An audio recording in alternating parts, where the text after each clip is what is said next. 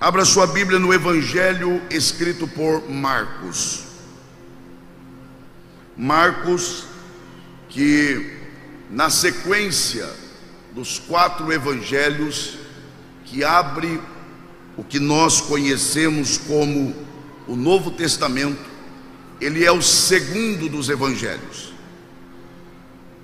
Embora ele seja considerado o mais antigo e que serviu de base para a escrita de Mateus e também de Lucas. O que Marcos escreve é a partir do que ele ouve do apóstolo Pedro, e ele escreve pensando nos romanos que dominavam o mundo na época. Claro que pela força, pelo poder, pela imposição. E Marcos escreve para os romanos, apresentando Jesus como o verdadeiro dominador, aquele que domina o reino espiritual, aquele que domina os homens e aquele que domina a natureza. Mas ele não domina pela força, ele domina como servo. Por isso o texto-chave de Marcos é aquele que diz que o Filho do Homem não veio para ser servido, mas antes veio para servir. Com base nisto, localize aí, por favor, o capítulo de número 5 deste evangelho. Alguém aqui ainda tem forças para dar glória a Deus? Você tem pelo menos um motivo aqui para dizer aleluia? Que bom. Marcos, capítulo de número 5, e nós leremos a partir do versículo de número 1. Os irmãos e as irmãs que encontraram, por favor, se manifestem dizendo graças a Deus. A palavra do Senhor diz assim, meus irmãos: e chegaram à outra margem do mar, à província dos Gadarenos. E saindo ele do barco, lhe saiu logo ao seu encontro dos sepulcros um homem com espírito imundo, o qual tinha a sua morada nos sepulcros, e nem ainda com cadeias o podia alguém prender, porque, tendo sido muitas vezes preso com grilhões e cadeias, as cadeias foram por ele feitas em pedaços, e os grilhões em migalhas, e ninguém o podia amansar. E andava sempre, de dia e de noite, clamando pelos montes e pelos sepulcros, e ferindo-se com pedras. E quando viu Jesus ao longe, correu e adorou, e clamando com grande voz disse: que tenho eu contigo, Jesus, Filho do Deus Altíssimo? Conjuro-te por Deus que não me atormentes. Porque lhe dizia: sai deste homem, espírito imundo. E perguntou-lhe: qual é o teu nome? E lhe respondeu dizendo: Legião é o meu nome, porque somos muitos. E rogava-lhe muito que os não enviasse para fora daquela província. E andava ali, pastando no monte uma grande manada de porcos. E todos aqueles demônios lhe rogaram, dizendo: manda-nos para aqueles porcos, para que entremos neles. E Jesus logo lhe permitiu. E saindo aqueles espíritos imundos, entraram nos porcos, e a manada se precipitou por um despenhadeiro no mar. Eram quase 2.000, e afogou-se no mar. E os que apacentavam os porcos fugiram e o anunciaram na cidade e nos campos, e saíram muitos a ver o que era aquilo que tinha acontecido.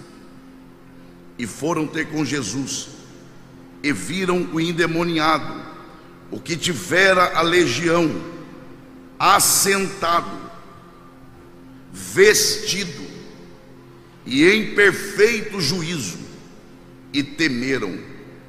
E os que aquilo tinham visto contaram-lhes o que acontecera ao endemoniado e acerca dos porcos, e começaram a rogar-lhe que saísse do seu território.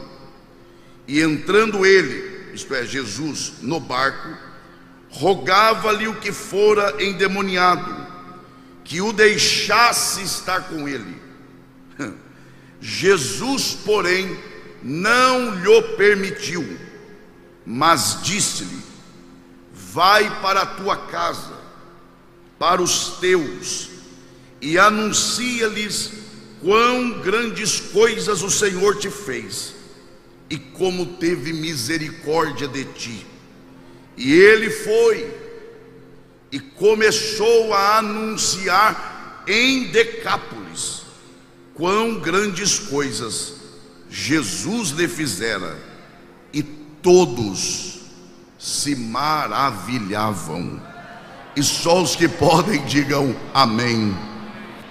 Muito obrigado, e que Deus, por graça, mais uma vez, abençoe a exposição de sua palavra. Eu quero começar aqui nesta noite reconhecendo duas coisas. A primeira, de que temos lido uma história que nos é muito conhecida. Provavelmente é difícil ter aqui algum crente que de alguma forma já não tenha tido algum contato com esta história que nós geralmente a chamamos de a história do endemoniado de Gadara, ou até mesmo, de uma forma mais simplificada, a história do gadareno. De maneira que eu reconheço que, de certa forma, nós estamos familiarizados, eu até diria, de certa forma, até acostumados com essa história. Em segundo lugar, eu reconheço também que fizemos uma leitura um tanto quanto extensa. Nós lemos aí 20 versículos, e eu fiz questão de contar. Nós usamos aqui cerca de 5 a 6 minutos para lermos esta história.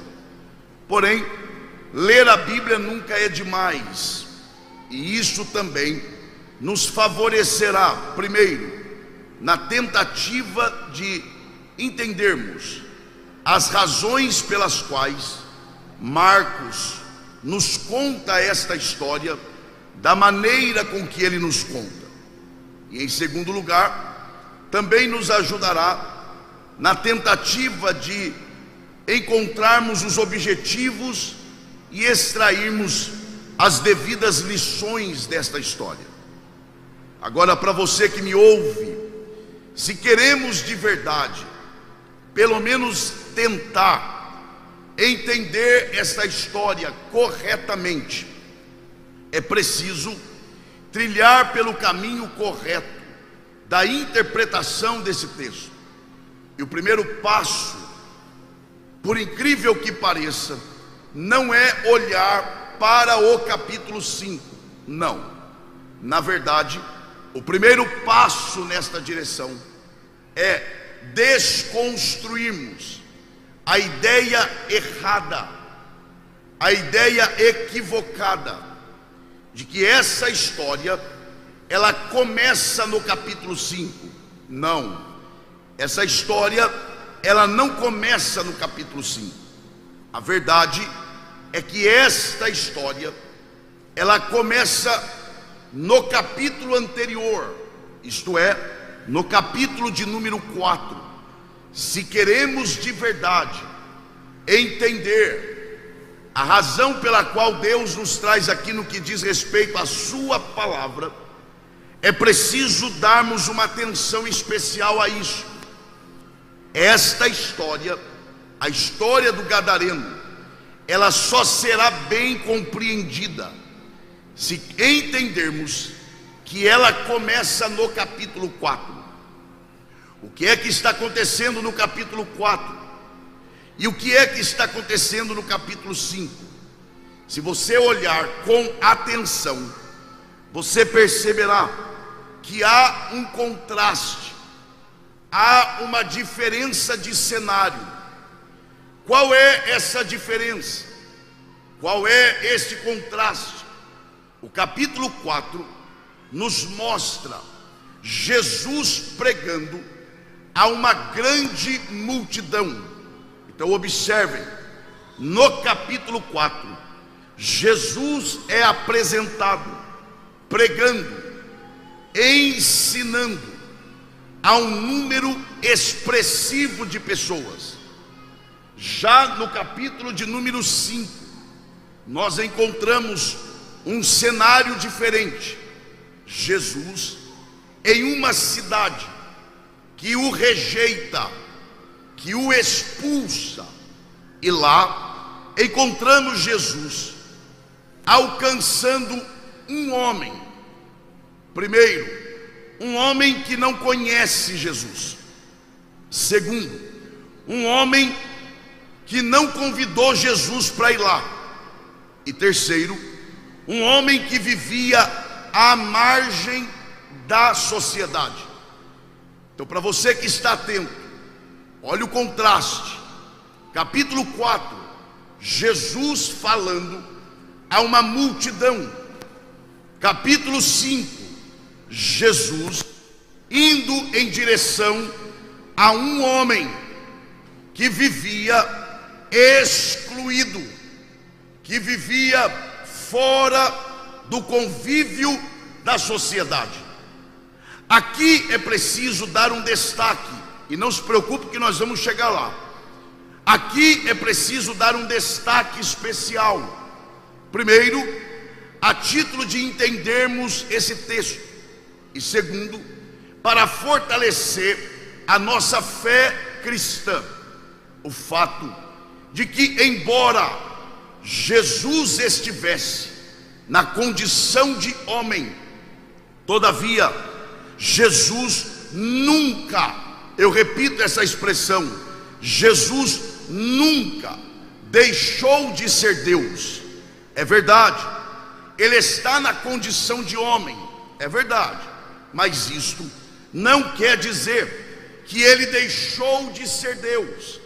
Paulo, escrevendo aos Filipenses, capítulo 2, a partir do verso 5, há um momento em que ele fala assim, que Jesus não teve por usurpação, não é o ser Deus, não.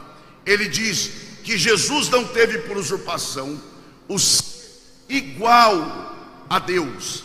Há uma diferença entre ser Deus e o ser igual a Deus. Jesus não abriu mão de ser Deus, até porque Deus não pode deixar de ser quem Ele é. O que Jesus fez é abrir mão de algumas prerrogativas divinas, para que por um tempo Ele cumprisse o seu propósito. Ora, se Jesus deixasse de ser Deus, o seu sacrifício não teria valor, porque o que dá valor ao que Jesus fez na cruz não é a cruz em si, não é o seu sofrimento, até porque outros morreram desta forma também. O que dá valor ao que Jesus fez no Calvário é quem Ele é quem está se entregando no Calvário. Então, obrigado. Então observem, por que eu estou destacando isso? Porque uma vez que Jesus permanece sendo Deus, Ele nunca é pego de surpresa. Ele tem conhecimento prévio, Ele tem conhecimento antecipado das coisas. Então agora voltando aqui, capítulo 4, ele está diante de uma multidão, ele está falando a muita gente, e é claro, ele sabe antecipadamente que ele vai a Gadara para buscar um homem apenas, Jesus, que não se preocupa só consigo mesmo, mas também e principalmente com aqueles que andam com ele, e sabendo que os seus discípulos eram apegados à quantidade, a número, e que ficavam deslumbrados com a quantidade da multidão. O que é que Jesus faz? Jesus sabe que ir a Gadara para buscar um homem só traria aos discípulos uma preocupação. Então o que é que Jesus faz? Jesus, antes de ir a Gadara, ele decide preparar os seus discípulos para o que vai acontecer do outro lado. Qual é a melhor forma de você preparar alguém para uma batalha espiritual, senão ensinando a palavra, pregando a palavra? É o que Jesus faz. Preste atenção nisso. No capítulo 4, o que nós temos é Jesus preparando os seus discípulos para o que está para acontecer do outro lado. Como é que ele faz isso? Ele faz em forma de ensino, por meio de 4 parábolas. Cada parábola, você precisa entender isso, cada parábola, Jesus está ensinando um princípio com base no que eles vão viver do outro lado. Dobre atenção para você não me interpretar mal, por favor. A primeira parábola é a parábola que nós, repito, nós chamamos de a parábola do semeador. Mas deixa eu já lhe dizer, e é por isso que eu peço para você dobrar atenção, para você não me interpretar mal. Entenda isso. Embora conheçamos esta parábola como a parábola do semeador, todavia ela não é a parábola do semeador. Ah, pastor, é sim. Não é não. É, pastor. Não, não é. Pastor, está escrito na Bíblia. Tá não. Está escrito na epígrafe. E epígrafe não é a Bíblia. A epígrafe é a percepção do tradutor. É o que o tradutor entendeu à sua maneira. Mas percebam, para você que está atento, percebam que ao contar a história, a ênfase de Jesus não é no semeador, não é na semente, porque percebam, ele fala de um semeador, de um tipo de semente, e olha agora, e ele fala de 4 tipos de solos. Ele não dá ênfase no semeador, ele não dá ênfase na semente, ele dá ênfase nos solos. É um semeador, é uma semente e 4 tipos de solos, 3 ruins e só um que é bom. O que é que Jesus está ensinando aos discípulos? Na verdade, de forma muito educada, Jesus está desconstruindo na mente dos discípulos a ideia da supervalorização da quantidade. É como se Jesus estivesse dizendo: está vendo essa multidão me ouvindo? Sim, Senhor, claro. Então, a maioria aqui não recebe a palavra como deveria. Todos ouvem, mas é uma minoria que de fato recebe a palavra como deveria receber. Jesus está desconstruindo a ideia da supervalorização da quantidade na mente dos discípulos. Eu preciso adiantar, Jesus segue, e aí ele fala da parábola da candeia. Qual é a moral da parábola da candeia? A moral é de que tudo que é feito aqui, ainda que de forma muito bem escondida, aqui será revelado. tudo que é feito aqui, ainda que ocultamente, aqui será revelado. Jesus está apontando para Gadara. Lembram da história em que algumas pessoas tentaram segurar aquele homem? Quem assiste de fora vê o sofrimento daquele homem e vê um grupo de homens tentando segurá-lo, amansá-lo, organizá-lo. O que que se pensa? Esses homens deixaram de fazer o que estão fazendo para tentar ajudar esse homem. Até Jesus chegar, se pensou que estes homens estavam preocupados com o endemoniado. Quando Jesus chega, muda a vida daquele homem. A cidade vem ver o que aconteceu. O homem está liberto. Ninguém se importa com o homem, mas o que que eles se importam? Com os porcos que morreram. Ou seja, até Jesus chegar, se pensava uma coisa. Quando Jesus chegou, a verdade apareceu. Jesus está ensinando isso também aos discípulos. Aí ele segue. Aí aqui sim, a terceira parábola. Aqui é a parábola do semeador. É que a gente não dá atenção devida a ela, porque ela é pequena demais. Mas a terceira parábola, ela sim, é a parábola do semeador, porque a ênfase de Jesus é no semeador. Olha o que ele diz. Ele diz assim, que o semeador saiu a semear, e tendo lançado a semente, foi para casa e dormiu. Olha isso, olha o que Jesus está dizendo. O semeador semeou e voltou para casa para descansar, para dormir. Por que Jesus faz questão de dizer que o semeador, após semear, ele foi para casa dormir? Porque Jesus está ensinando os discípulos que o semeador só tem poder na semente, enquanto a semente está na sua mão.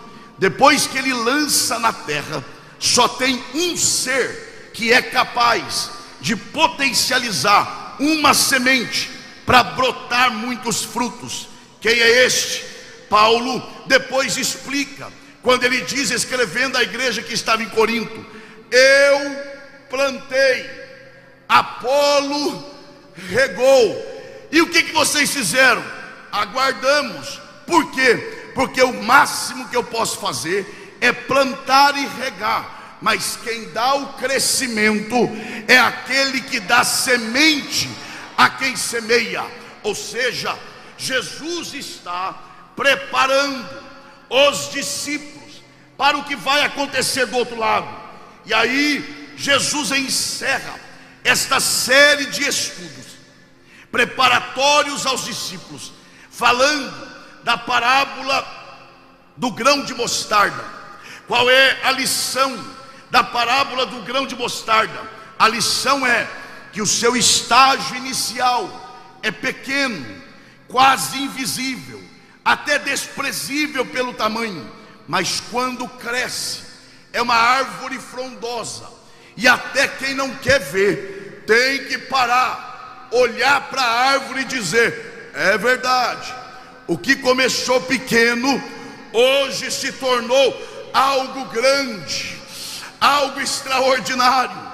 O que Jesus está ensinando aos discípulos? Nós estamos indo buscar um homem. É verdade, a princípio parece desprezível, mas daqui a pouco, daqui um tempo, esta sementinha pequena vai gerar algo extraordinário. E não é isso que aconteceu.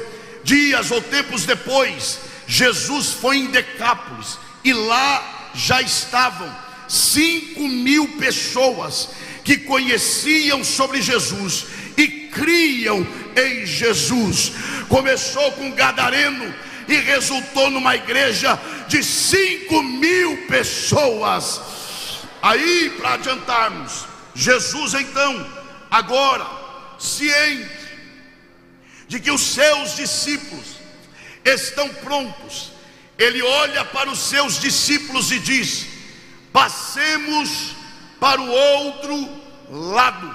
Observem, Jesus não diz, vamos tentar. Jesus não diz, vamos ver se conseguiremos. Não, Jesus não tenta nada.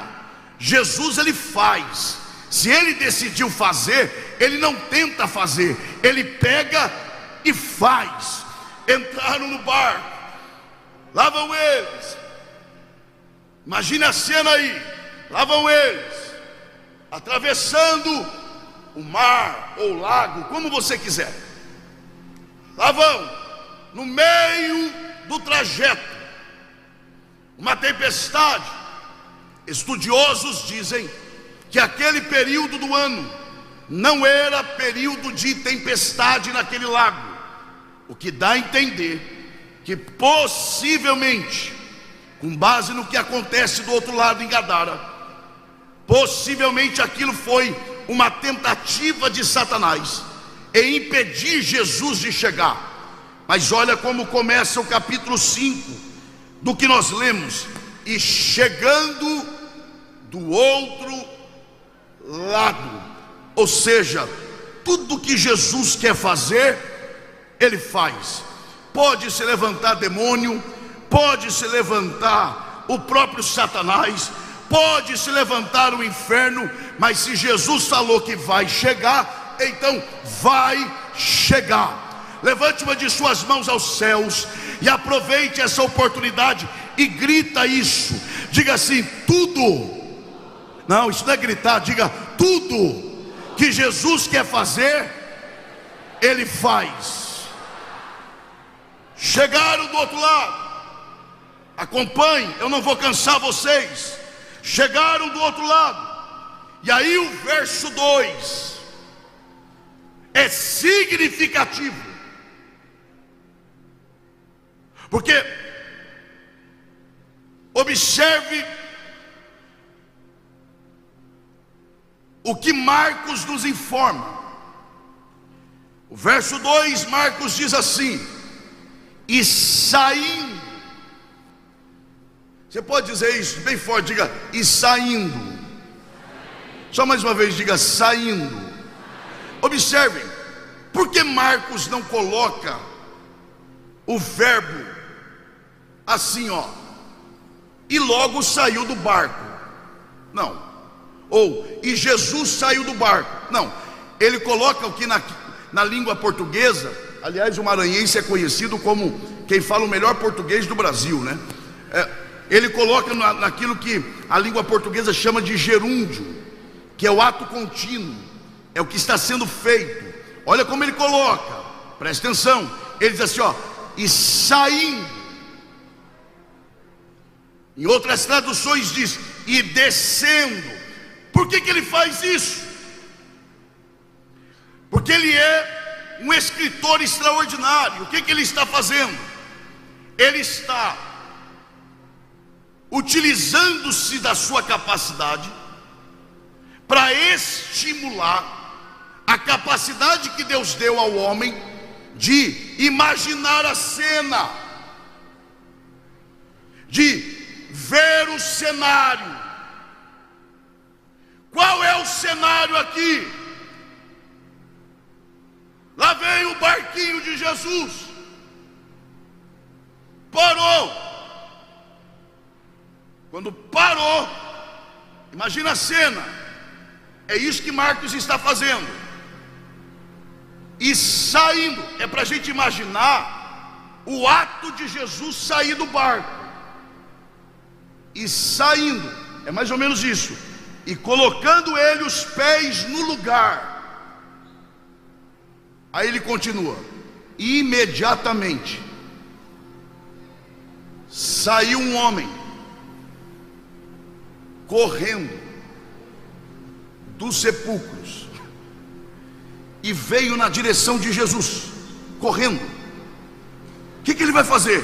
De repente, quando ele chega numa certa altura, ele para, se prostra, adora e reconhece: tu és o Filho de Deus. Alguns pentecostais reagiram, mas eu entendo quem não reage. Sabe por que eu entendo? Porque a gente não considera quem é esse homem que saiu do sepulcro. Mas Marcos nos diz quem ele é. Olhe isso. Ele não é um homem normal. Gritava à noite e dia, feria-se com pedras, morava nos sepulcros, seminu. Vamos tentar dominá-lo, diz a sociedade. Vamos. Ponha cadeias, Marcos diz. Ponha grilhões. Tente amansá-lo. Então vai lá, põe cadeias. Marcos diz que ele despedaçava. Põe grilhões. Olha isso aqui, com as mãos ele esmiuçava. Cadeias, despedaça. Grilhões, esmiuça. E aí Marcos diz assim, ó, e ninguém, esse ninguém não é uma pessoa, esse ninguém é um grupo de homens. Ninguém conseguia amansá-lo, dominá-lo. Cadeias, despedaça. Grilhões, esmiuça. Grupo de homens, afugenta. Lá vem Jesus. Não tem cadeias nas mãos. Não. Grilhões, que grilhões? Não manda os apóstolos segurá-lo. Não. E nem fala nada. Só toca os pés no lugar. Só tocou. E quando tocou, lá vem o indomável. Lá vem aquele que ninguém controla. E ele vai atacar Jesus? Não, assiste para ver. Ele está indo para adorá-lo. Oh, glória a Deus. Agora, isso me inquieta. Jesus chega em Gadara, só toca os pés no lugar. Ô, gente, ele não fala nada. Diga por favor bem forte assim, ó, Jesus não falou nada. Olha isso. Ele não emitiu uma palavra. Ele só chegou. Só chegou. Ele só entrou no lugar. E de onde é que o homem saiu? Diga bem forte, sepulcros. Vai lá, por favor, diga sepulcros. Então olha isso. Em Gadara, Jesus chega, não fala nada, e o homem sai de onde? De onde mesmo? Então vai lá. Ele entra em Gadara, não fala nada, e de onde o homem sai? E em Betânia? Ele entra em Betânia. Lázaro está morto há 4 dias. Ele diz: remova a pedra. Quando removeram, aí ele usa a voz: Lázaro, saia para fora. E lá vem Lázaro. E Lázaro saiu de onde? Vamos lá, saiu de onde? Então vai lá. Em Gadara, Jesus chega, não fala nada. E de onde o homem saiu? Em Betânia, Jesus fala. E de onde Lázaro saiu?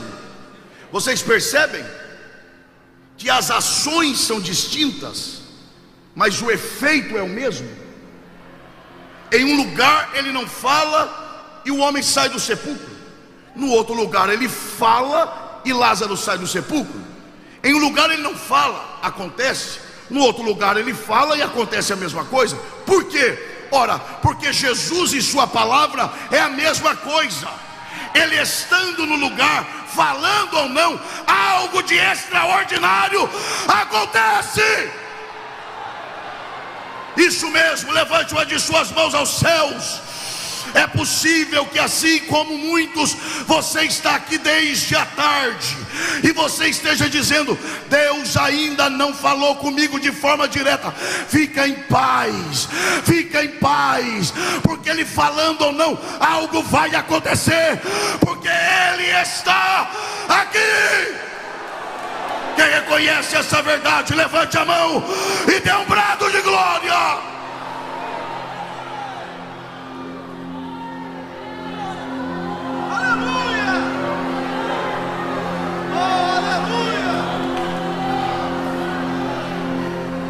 Eu preciso adiantar aqui.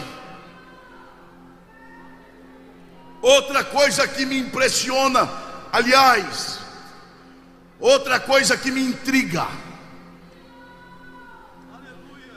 Ô meu irmão, quer deixar um pregador feliz? Não vem me falar que é dar comida para ele. É também, mas não é tudo.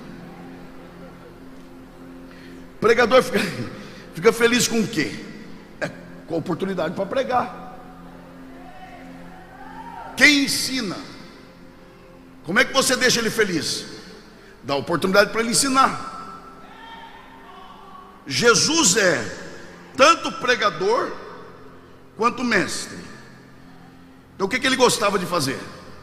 Pregar e ensinar. Espera lá. Ele chega em Gadara. E aí eu vou te perguntar. Ele entra em Gadara, sai de Gadara, e quantas mensagens ele pregou em Gadara? Nenhuma. Isso é muito sério. Jesus entra em Gadara, não prega. Liberta o homem, não prega. É expulso da cidade, não prega. Vai embora sem pregar uma mensagem. Aliás, escute isso aqui. Jesus não pregou nem para o gadareno. Então em Gadara, quantas mensagens Jesus pregou? Grita para si uma vez só, diga: nenhuma. Diferente de Sicar, que o pastor Hildo falou hoje aqui com muita propriedade sobre essa história. Em Sicar, Jesus prega para a samaritana, já pregou uma. A mulher é convertida atrás da cidade toda, Jesus pregou para a cidade, já pregou duas. Muitos se converteram, e aí o texto diz: e Jesus ficou ali mais 2 dias, fazendo o quê? Pregando e ensinando. Para você que ainda está atento, em Gadara, Jesus entra, vai embora e não prega uma mensagem. Em Sicar, ele fica 2 dias pregando e ensinando. A pergunta aqui é: por que em Gadara ele não prega, mas em Sicar ele prega 2 dias?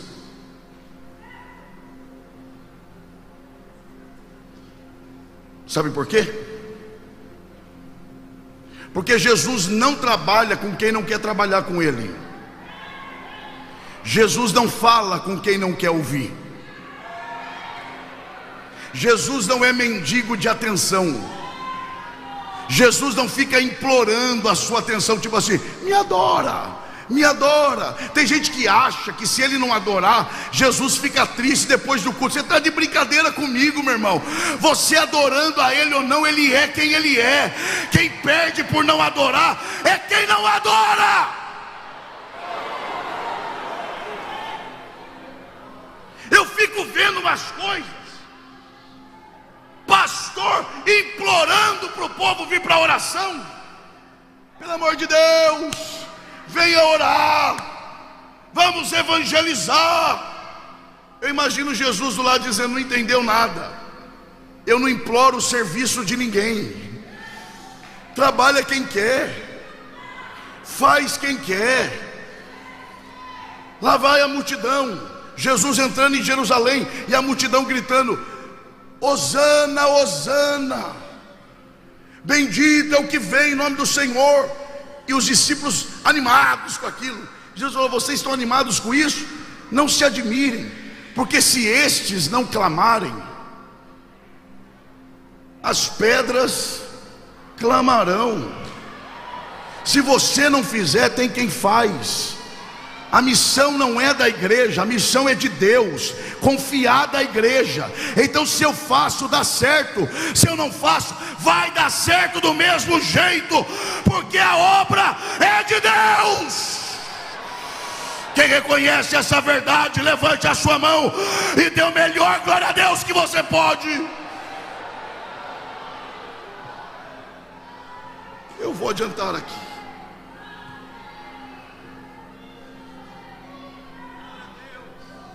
Olha o que a presença de Jesus é capaz de fazer. Só a presença, sem falar nada. E o que eu vou falar aqui é simples, mas eu prefiro pregar uma verdade simples do que uma mentira sofisticada. Ouça isso. Eu pergunto para você: aquele homem estava endemoniado, sim ou não? Mas ele estava vivo ou morto? Vai lá, vivo ou morto? Então, endemoniado sim, morto não. Ele estava vivo ou morto? Vivo. E onde ele morava? E sepulcro é lugar de gente viva morar?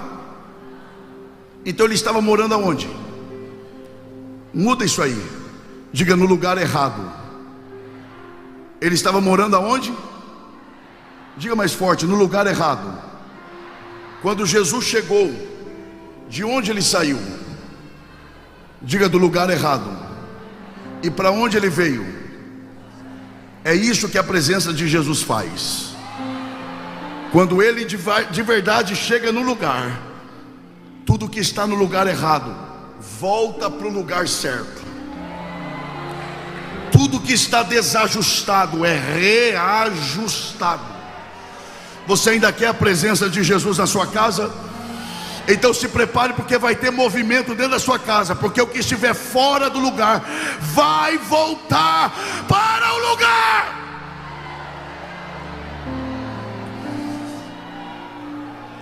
Eu vou tentar ser breve aqui. Quem não se lembra de Ezequiel 37, o vale de ossos secos? A Bíblia diz que além de secos, os ossos estavam separados. Aí Deus diz assim para o profeta: profetiza. Profetiza. E ele profetizou. E de repente veio um vento. Veio o vento. E antes de trazer vida, o que foi que aconteceu àqueles ossos? Diga bem forte: eles se juntaram. Antes da vida, foi preciso reajustar, reunir. Porque a presença de Deus não vai onde há separação. Mas quando a presença chega, o que está fora do lugar volta para o lugar.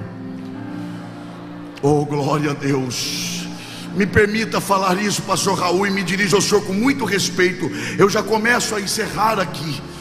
É fácil ser crente para, como dizem por aí, marchar com varão na terra. Eita mistério! É fácil ser crente para falar em línguas estranhas. Eu quero ver ser crente mesmo é para perdoar quem te ofendeu, para amar quem te odeia, para voltar a falar com quem você não fala há muito tempo e ainda frequenta culto junto, um de um lado, o outro do outro. Eita glória, aleluia! Não, onde a presença de Deus está, a unidade, a unidade. E aí dá glória a Deus quem acha que tem que dar glória a Deus. Fechei a Bíblia. E eu faço a última pergunta: que homem é este? Que homem é esse? Que cheio de demônio no corpo, faz Jesus deixar uma multidão para buscar só Ele. Dá para ter uma noção? Porque não é isso que está acontecendo? Jesus está pregando para uma multidão. Pastor Hildo falou isso aqui hoje à tarde, que Jesus falava a uma pessoa assim como falava a uma multidão. Mas não é para pensar. Jesus está falando a uma multidão. De repente ele para e diz: eu preciso ir em Gadara. Para quê, Jesus? Eu estou sendo atraído por uma pessoa. Que homem é este que, cheio de demônio, atrai a presença de Jesus? Tem gente que é crente, diz que é batizado com o Espírito Santo e não consegue atrair a presença do Senhor.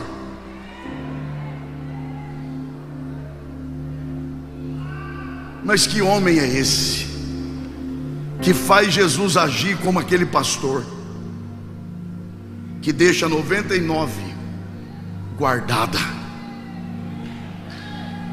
e vai em busca de uma?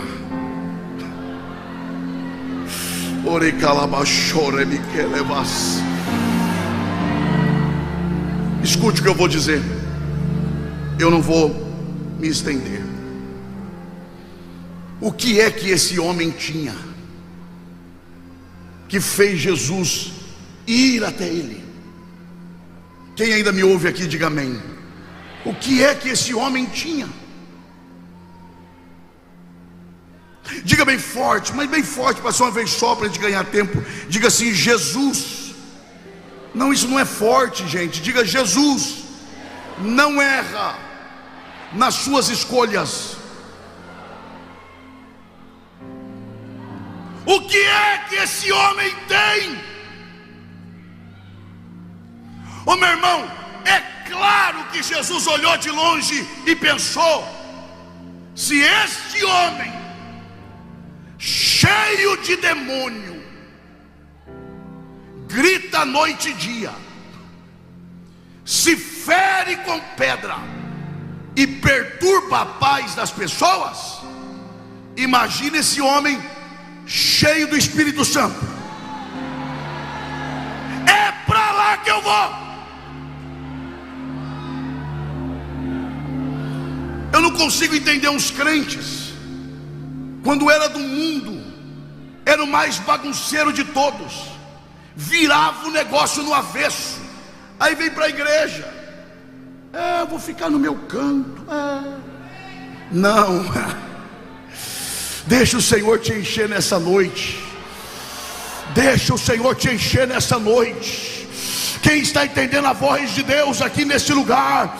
Deus está à procura de alguém em quem Ele possa investir.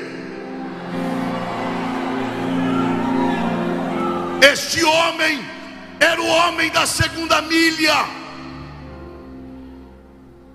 Lembra quando Jesus disse: se te obrigarem a caminhar uma milha, vá duas.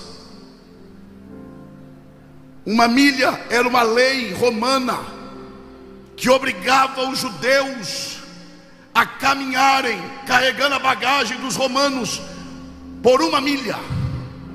Aquilo humilhava os judeus.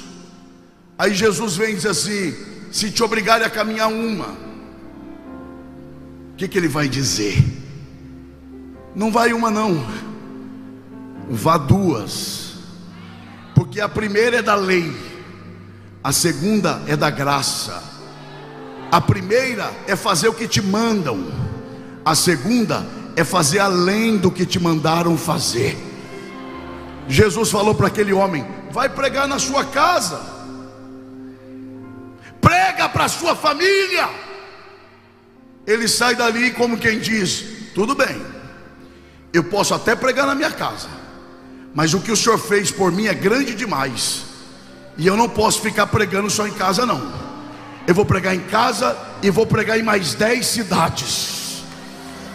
Jesus não erra nas suas escolhas. Jesus não investe errado. Jesus não semeia em qualquer terra.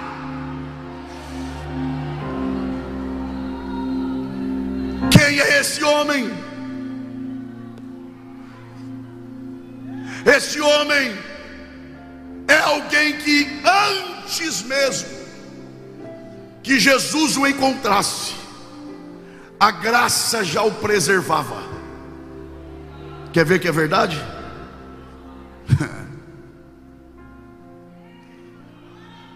Os demônios pedem para entrar nos porcos, Jesus permite.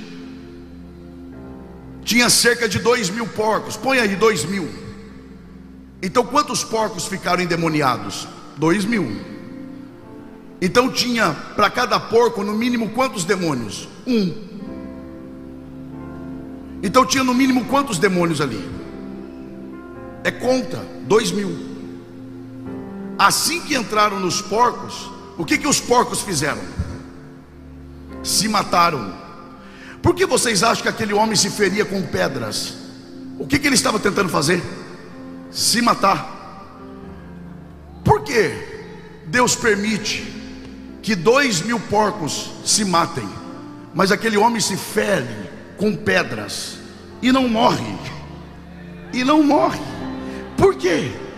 Porque antes de conhecer Jesus, a graça já o preservava, a graça já o protegia. Tem gente aqui que está entendendo a sua própria história, porque é uma hora dessa, quando você não conhecia Jesus, você estava em lugares horríveis, e lá você não entendia, era para eu ter morrido e não morri. O que é isso? Já era a graça de Deus te guardando, te preservando.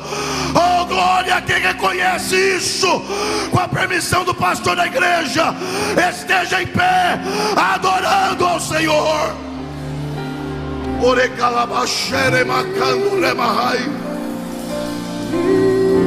Sem bateria.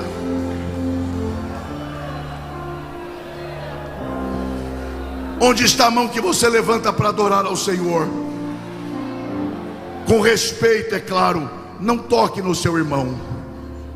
Eu não vim aqui para gerar nenhum tipo de constrangimento e nem problemas vindouros para a direção da igreja.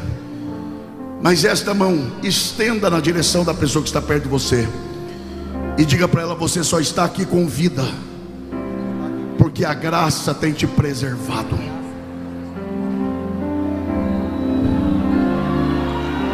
A graça tem te guardado.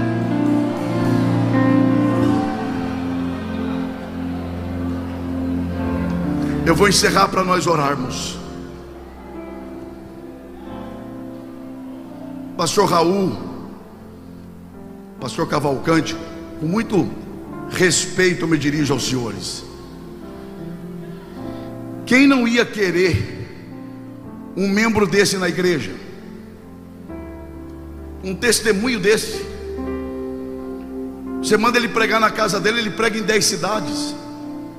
Quem que não quer um crente desse na igreja? Pastor aceita gente tribulosa na igreja.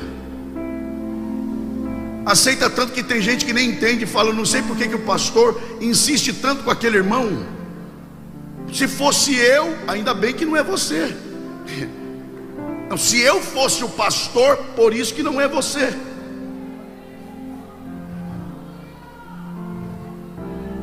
Mas quem não ia querer um jovem desse? Pois ele olha para Jesus e diz: deixe-me entrar no teu barco. Como quem diz: deixe-me fazer parte da tua congregação. Sabe o que Jesus fala para ele? Não. É interessante porque o pedido dos demônios, Jesus disse sim, e do homem Jesus disse não. Só que o sim de Jesus gerou a morte dos porcos. Agora o não de Jesus para o homem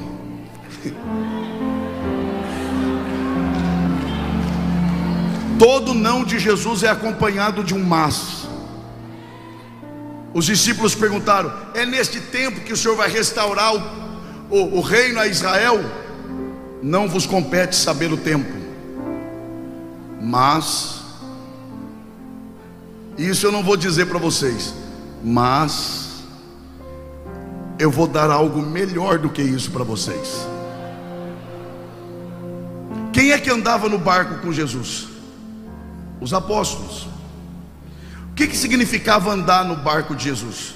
Treinamento. O homem olha para Jesus e diz: deixe-me ir contigo. Jesus disse: não. Tá, e o que eu vou fazer? Vá pregar.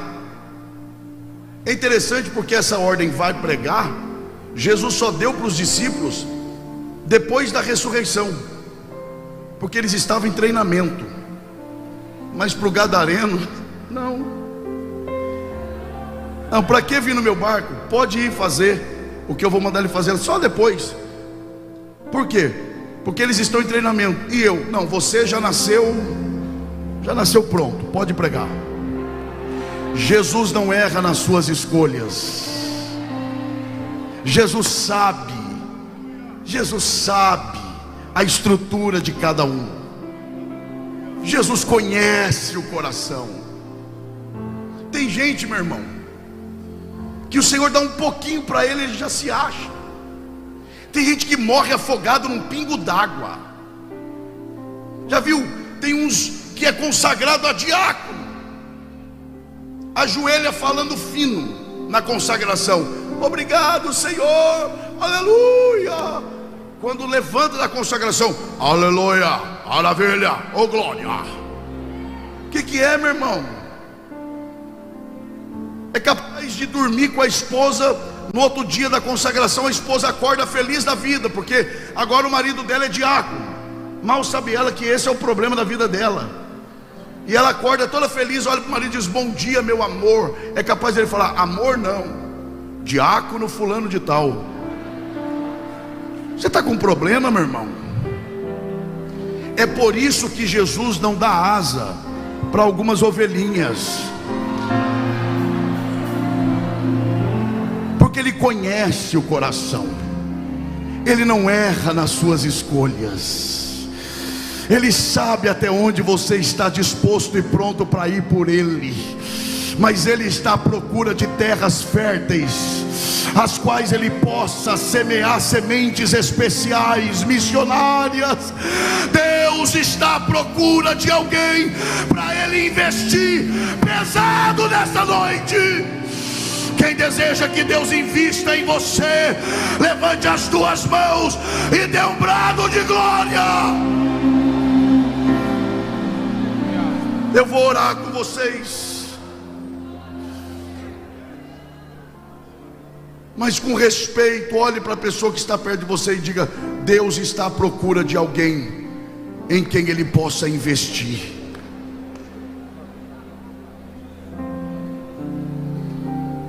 Onde está você que quer que Deus invista em você? A começar lá de trás, onde tiver mãos levantadas, corações abertos, mente cativa ao que foi pregado, a graça de Deus vai te tocar agora. Senhor Deus, em nome de Jesus Cristo, teu Filho, obrigado, Senhor, pelo privilégio que o Senhor tem me dado de estar com meus irmãos aqui neste dia. Obrigado, Senhor, pela liderança da tua igreja nesse estado. Obrigado, Senhor, pela liderança da tua igreja nesta cidade. Obrigado, Senhor, por esse trabalho missionário que o Senhor tem plantado nesta cidade. Obrigado, Senhor, porque esta igreja tem entendido o valor de se envolver com a obra missionária. Obrigado por tudo que vimos, ouvimos e sentimos aqui. Mas eu tenho um pedido só a lhe fazer, a começar lá de trás e com todo respeito até o púlpito desta igreja. Onde tiver alguém com o coração aberto, o espírito sensível, a mente voltada para o que o Senhor falou conosco, Comece, Senhor, a investir neste crente, e como sinal de que o Senhor está investindo coisas especiais, está semeando sementes especiais, renova este crente em línguas estranhas. Se houver crentes aqui não batizados com o Espírito Santo, que no abrir da sua boca para glorificar, que seja batizado com o Espírito Santo agora, em nome de Jesus. Manifesta a tua presença como sinal de que o Senhor está investindo em pessoas agora. Quem deseja isso, levante a sua mão e por um instante adore ao Senhor. Se você é batizado com o Espírito Santo, seja renovado em línguas estranhas. Antes de eu falar, tu cantava sobre mim. Tu tens sido tão, tão bom pra mim. Antes de eu respirar, sopraste tua vida em mim. Tu tens sido tão, tão bom pra mim. Oh, impressionante, infinito e ousado amor de Deus. Oh, que deixa as 99 só pra me encontrar. Não posso comprá-lo, nem merecê-lo, mesmo assim se entregou. Oh, impressionante, infinito e ousado amor de Deus.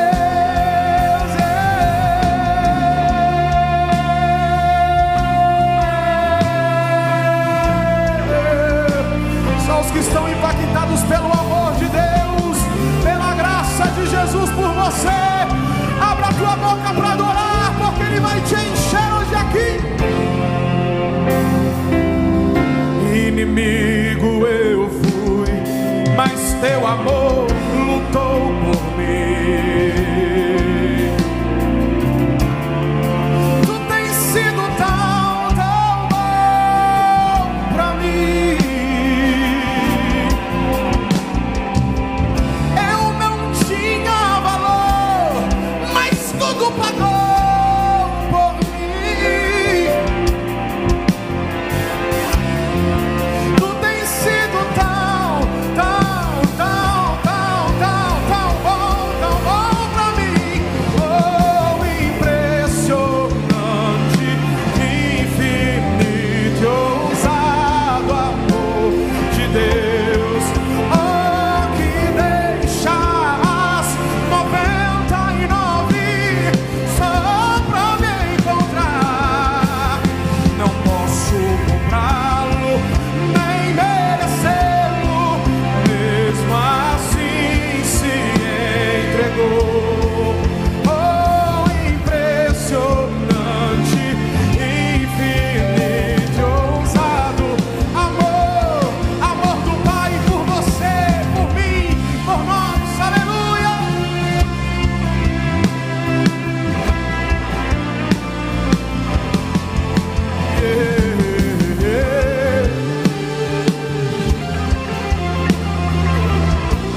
Olha o que Ele faz por mim, por você nessa noite, meu irmão.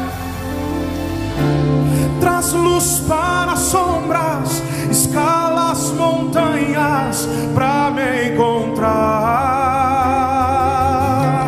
Derruba muralhas, destrói as mentiras pra me encontrar. Traz luz para as sombras pra me encontrar. Derruba muralhas, destrói as mentiras pra me encontrar. Traz luz para as sombras, traz luz para as sombras, escala as montanhas